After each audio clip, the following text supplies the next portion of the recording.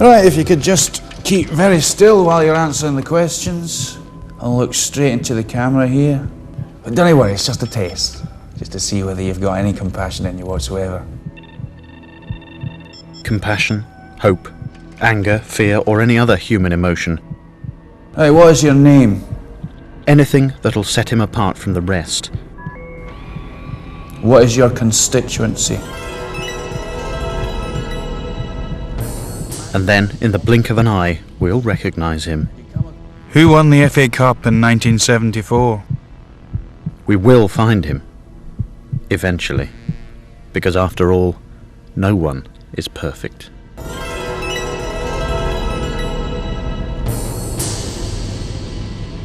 This is my film. This is where it all began. I was a rookie journalist on a programme called Probe Weekly. Thanks very much for coming in. If you're happy, we'll just go straight for it. We'll try and make this as painless as possible, over in a flash. That's me there. Stan Lee. Excellent. Okay, well, let's just start with the GH. What's your name and where you stood during the last election? My name's Ed Vasey and I was the Conservative candidate for Bristol East at the last general election. That's great, thank you. Second question. It was my first big brush with politics. We were painting brightly coloured pictures of the perfect candidate. The ideal candidate needs stamina. They need tremendous energy. They also need optimism. They need to convince themselves that even if the seat seems hopeless, they are the person who's going to win it. Characteristically speaking, the perfect candidate would be like who? Only the Pope could be the perfect MP. You have to be chaste and pure. That person would be male, tall, slim, handsome, married, probably with 2 children, enjoying a successful career either in the city, as a farmer, or in one of the professions. You would want somebody who had a full head of hair, with a neat but natural parting, no facial hair at all. The energy of Linford Christie, the populism of Anne Widdecombe, the good looks of Brad Pitt, and maybe the honesty and the down-to-earthness of John Major. And if you could try and put all that together, you've probably got the ideal candidate. Right, first bit over. Next bit. It was the first blush of spring, and the air was full of hope. The general election is now, well, it'll be along any minute now. But what problems do the local parties face in selecting their candidates? I've come here to Saltby-on-Sea, a sleepy seaside resort slumbering yawningly close to Tyneside. We've just had word that our actual cameras are actually to be allowed to film the entire selection process. Derek, Connor, do you mind if I jump straight in? So, Mr. Denton-Smith. Smythe. Smythe. Why do you want to stand as MP for Saltby? Well, of course, my roots are firmly entrenched here in the northwest of England. Northeast.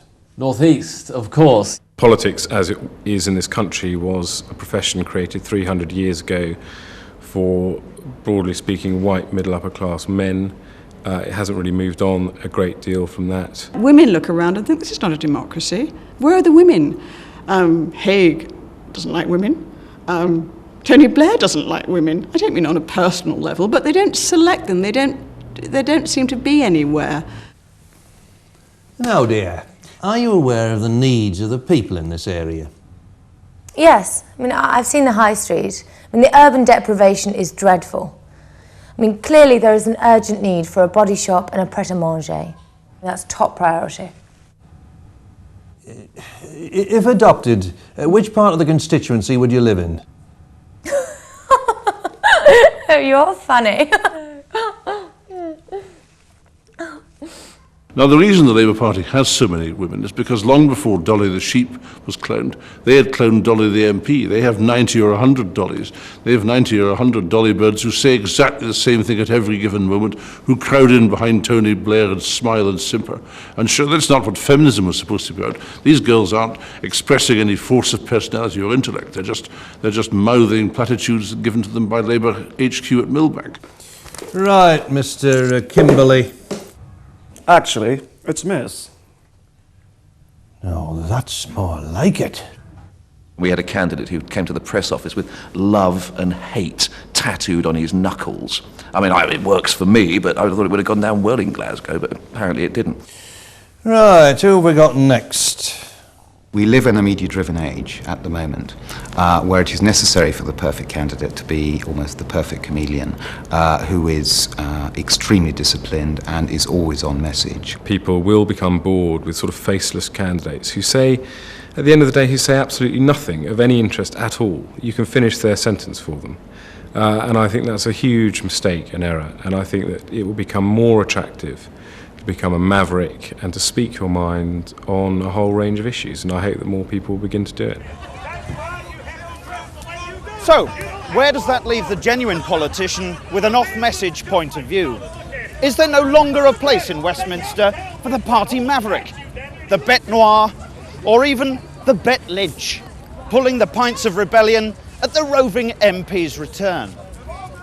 Have we indeed called last orders on unconventional opinion? Will the only venue remaining for dissenting voices against that of Mr. Speaker soon be right here at Speaker's Corner? Let's talk about what the Americans did to the Vietnamese. Can we do that just a minute? I will apologize. Excuse me, Bozo. Are we missing out on the next Secretary of State for Northern Ireland? Could this man be the next Tony Blair? Or possibly Anne Widdecombe even? Is this the only place left where people are still making any sense? He came from heaven! Now sees the Christian. Look out for buses on your way home. I'd hate to see you underneath one. At the next general election, some of the people who stand will be robots. If the Labour Party could create a computer image of the ideal candidate, it would be somebody that literally had the pager connected to their mouth, and that anything that Alistair Campbell wanted to be said could just literally come out at the same time. The ideal Labour candidate is a Dalek. He's a piece of machinery. He does whatever he's told. He exterminates when he's told to exterminate, and he never goes off message. All the big parties are involved, and the Liberal Democrats.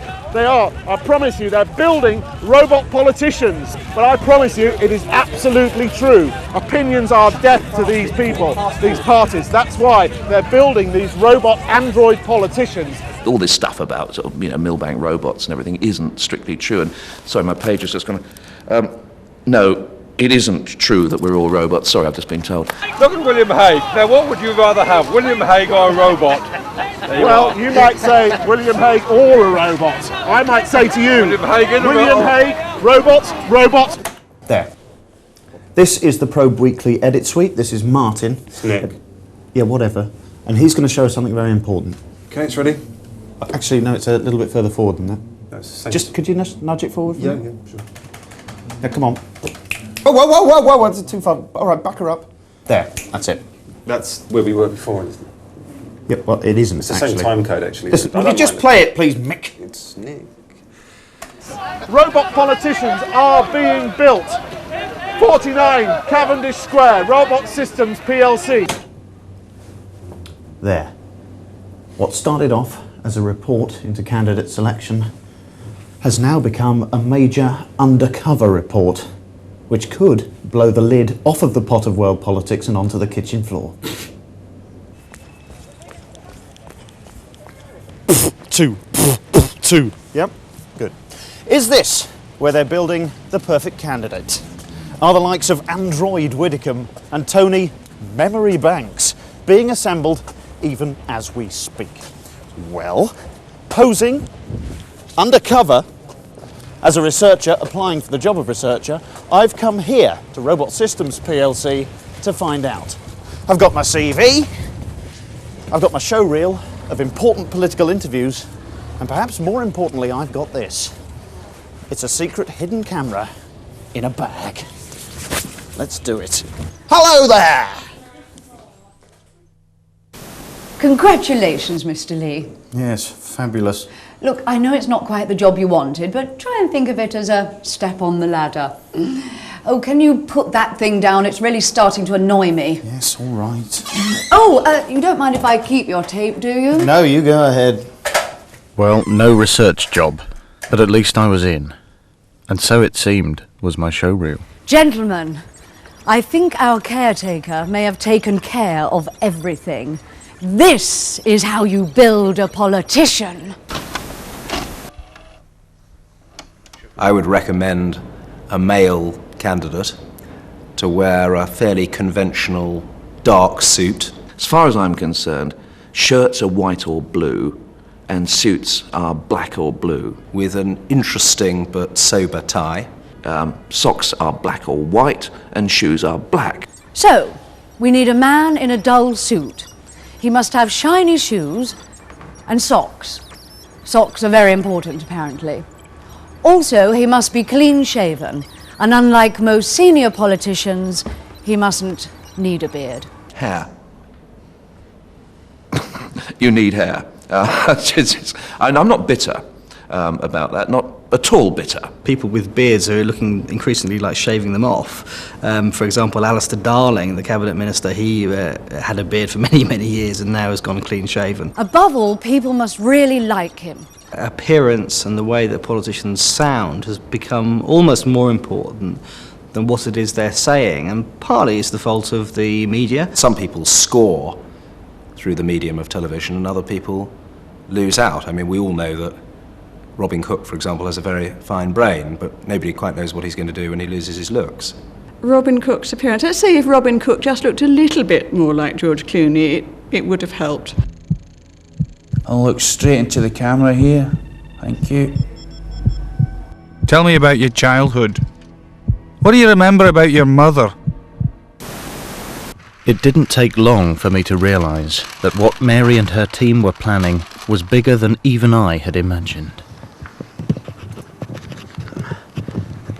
The bad news is they are building a robot, and I think the entire country will want to see this.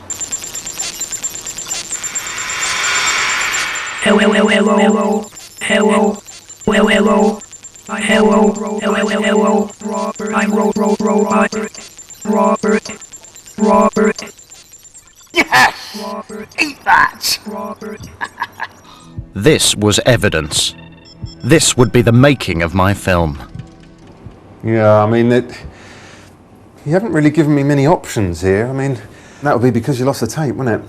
There's not a lot I can do with this, Steve. It's Stan. Yeah. It was a mistake any great journalist could have made. Undeterred, I went back into the breach. Today Roberts was going to walk, and I wasn't about to let another opportunity stare me in the face. It was time for the mop cam. Bobby, darling, up off your feet, and let's have a think about Michael Foot. He's a bit out of control, but a man of the people. He's committed. He's speaking to people in a committed way. He doesn't care what he looks like. This is not working. Have you got another clip? Remember, softly, softly. Robert, baby, Cook, copy! Face, Yorkshire Terrier's bum. That's the way. Chameleon-like. How did he pick up that bird? Let's try Margaret. Bulldog-like. Like a wrestler. Strutting out. Head forward, Robert. Yeah, that's it. Pointed, direct. John Major, he's like a noddy dog. His clothes don't quite fit his body. You can imagine what his body might look like underneath. Probably wouldn't want to, though.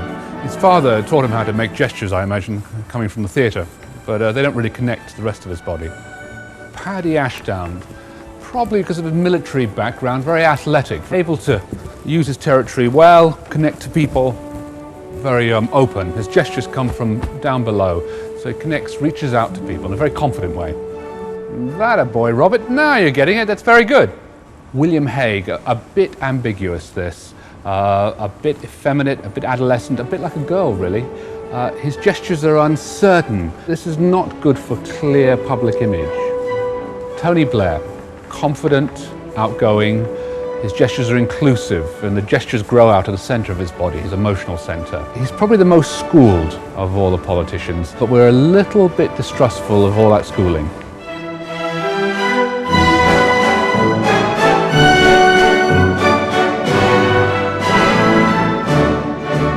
Yes! That's the breakthrough. This is the bit where I dancing. No! That's your breakthrough, is it? We can just lose that cup, right? The door finally closed on my career as a journalist, but another one was about to open. Back at Robot Systems, I was on the way up, and promotion allowed me to probe deeper into Mary's secret domain. All candidates lose weight. They very often lose their partners during elections, so at least temporarily, because nobody can stand to be around us. And the minute a voter appears on the street, you go through this sort of complete transmogrification. You suddenly become sort of smiling and cheerful and delightful. And the minute you're out of the sight of the electorate, you're kicking the cat again. The voter you're talking to is probably going to have their one chance in the campaign to talk to you. So while you're dealing with the stalest of cliches, things you're fed up saying, you've got to put in such enthusiasm and such momentum, and you've got to fix this person between the eyes and make them feel, gosh, this is the most exciting thing I've ever heard about British politics. Don't give up your day job. That would be my first piece of advice. Good morning. Oh my God. So, you've met my perfect candidate. He's amazing. Haven't you got any work to do? Oh, right. I'll probably just... Bye. Yeah, it's the best thing. Morning, Robert. Mary, good morning. I need to adjust you a little today, make some amendments to your voice, to your vocal profile. I am stimulated at the prospect of being maximized in this way. If the purpose of spectacles is to enhance vision, why do you avoid looking through them? Was that a joke, Robert? A joke. Comparison. Big chimney, little chimney, too young to smoke. Humor. Haha. I believe my statement was observational comedy. Some background for you, Robert. Observe the information and process it. It will be done. I think voices do count in politics, and it's very difficult. Why should individuals change their voice? Margaret Thatcher changed her voice, and that was meant to be very effective for her. They've done a lot of research which says the Northern Irish accent's eminently trustworthy. People seem to like the sound of it, so they do.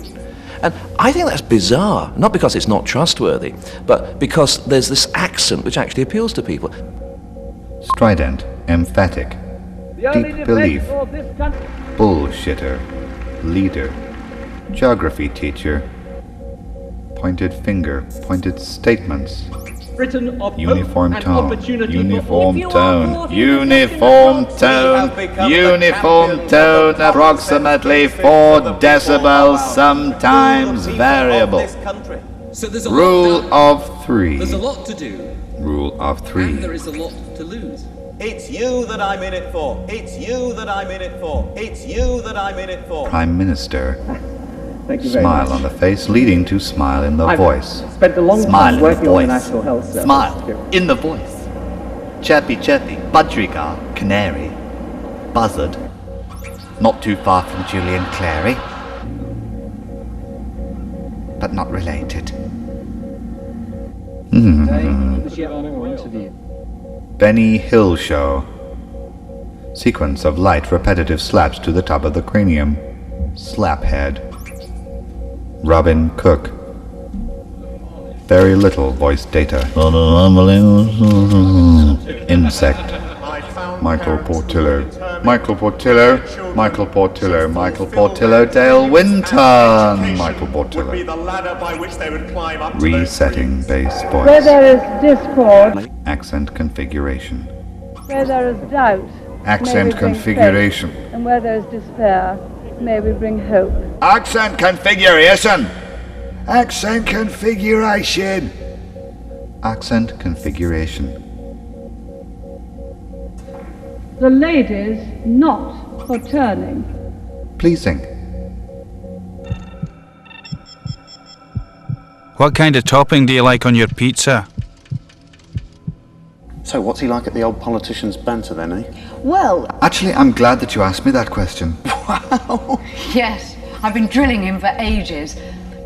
Robert, where do you stand on Europe? Well, I think that's a very interesting question. I know exactly why you've asked me that, though I think you're missing the crucial issue here. When it comes to being in Europe, I believe firmly that we are. Although our performances in the Eurovision Song Contest have to improve. Ever since Katrina and the Waves in 1997, we have scored relatively poorly. And we'll be looking to improve on that year on year on year. You didn't answer the question. I know. Good, isn't he? But that didn't make any sense. Well, does any of this? Our family is the human race, and each and every person belongs to it. And nothing is more unfashionable than a fashion that is out of fashion. We have to work day in, day out to earn trust and then to re-earn it. We're going to have less PC and more PCs. What was the name of your favourite teddy? Every day, Robert became more perfect, more human. And that was the problem. Humans make mistakes. I think the 3 A's are the great danger: adultery, alcoholism and anarchy. We had Conservative MPs who either had been taking cash in brown envelopes, or they had been caught with their trousers down, misbehaving, or they had mental breakdowns, or they decided that they were going to use the election campaign in which to declare their sexuality of one sort or another. So certainly in the first 10 days of the campaign, we had about one of those a day. It was, to a certain extent, there was a feeling of anarchy on the streets as far as Conservative candidates were concerned. You can be sure if you've done something in the past, somebody somewhere will want to talk about it once you've become a politician. I don't think that the Conservative candidates in this election could be any worse than the Conservative candidates in the last election. It wasn't me. It wasn't me. Robert was going off the rails. He'd been rifling the database, making connections with all the wrong people. Judith and I have got a lot of talking to do in the future when we have a bit of free time to do so.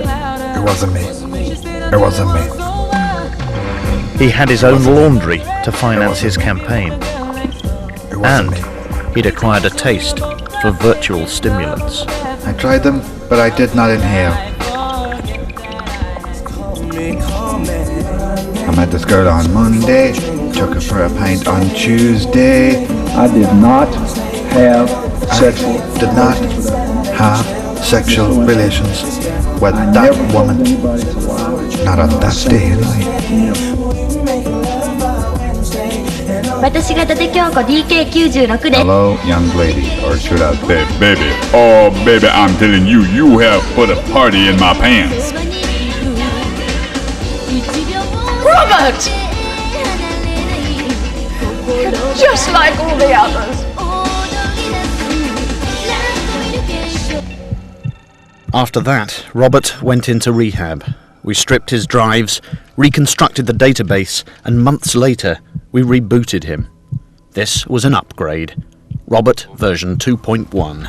Who won the FA Cup final in 1974? If my memory serves me correctly, the Magpies, that's Newcastle, got stitched up like kippers by the Reds. Liverpool, of course. He's good. I was there with my rattle and scarf and other football paraphernalia. You can't catch me out. I've always been a lifelong supporter of...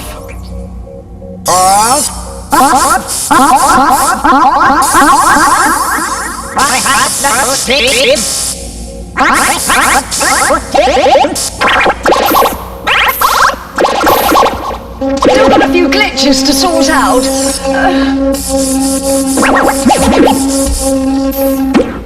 But it wasn't just glitches. The upgrade was a disaster.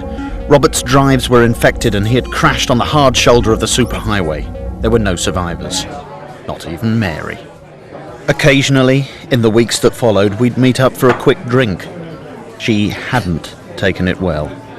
And then, one Sunday, Robert reappeared.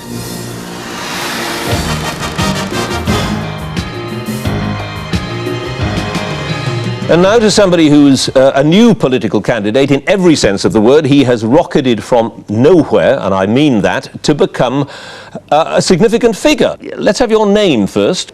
My name, John, is Robert Milbanks Smythe. It's good to talk to you today. You are a robot. Well, John, I am indeed what may be termed a robot or droid. You want to be an MP, and we don't generally have robots as MPs. Well, that may be a debatable point when you look at many of my colleagues, but I don't believe that I'm any less real than any of them. The fact is, you're not human. You're a robot. So how can you function as an MP? John, I can function as an outstanding MP by using my attributes for the benefit of the entire electorate. I cannot get tired. I cannot be affected by sleaze. I have no need for pleasures of the flesh. I don't even have to eat or own 2 jags. I can be just as effective and efficient as well, all of that any may be MP. true, but the fact is you cannot think for yourself. You're a robot. John, how many MPs are there who do think for themselves? You are just a cog in the system. It's great, isn't it? Thank you very much indeed. Well, I'm not sure it was meant as a compliment. What about your beliefs? What do you stand for? I stand for common sense. The values that have shaped our past must also guide our future. We must become the champions of the common sense instincts of the people of this country. That is why we are going to lead the common sense revolution. And that is your political belief? Or somebody else? Sounds slightly familiar to me. You don't seem to have your own political beliefs. That is nonsense, John. I believe that there is a lot to do and a lot to lose if the Conservatives get back in. You know, this is all about choice. Not chance. A real chance for a real change. What is your message, Robert, to the British people? My message, John, is that we stand firmly in the centre ground of politics. Not complacent, but confident. It might sound to some people listening to this interview, if I can put it like that, that you don't have any views, you don't have any political beliefs, you don't have any principles. You're a cynical opportunist, just a tool. Well, I would hesitate to call myself a tool, John, given that that is a labour-saving device, but who are we to speak for the electorate? They will make their decision in the forthcoming election. Robert, thank you. No, John, thank you. Thank you for the time in this interview where I've been able to study your own vocal imprint, and I can see that most politicians would be terrified at the prospect of having you interview them. My word. From John Humphreys and myself, goodbye. Robert was back. This egotistical, power-hungry beast was roaming with the political herd almost indistinguishable from the rest. He had to be found. He had to be destroyed. Now imagine you're walking along a beach. Robert was good. Damn good. But nobody's perfect. If we continue long enough, then one day, in the blink of an eye, we'll recognize him. Who won the FA Cup in 1974? The government have put in place a number of important measures covering football matches, but if my memory serves me correctly, the Magpies got stitched up like kippers by the Reds. Liverpool, of course. I was there with my rattle and scarf and other football paraphernalia. I've always been a supporter of... It's nice to see you again, Stan.